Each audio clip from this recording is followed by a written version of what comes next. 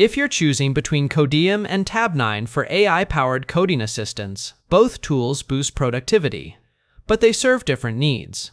Codeium, a newer player, offers a free open-source platform with fast, context-aware code completions and chat features, supporting 70+ languages across IDEs like VS Code and JetBrains. Its strength lies in deep code-base awareness, reading entire repos for precise suggestions, and a strict security model with zero data retention, making it ideal for solo developers or small teams on a budget. However, its documentation is sparse and enterprise support lags. Tabnine, a veteran since 2018, provides robust code completions, chat, and enterprise-grade features like SOC2, Type 2, GDPR compliance, and air-gapped deployments. With 1M+ monthly users, it offers customizable models, third-party LLM options, e.g. OpenAI, Mistral, and detailed docs, but its free tier is limited, and pricing starts at 12 months.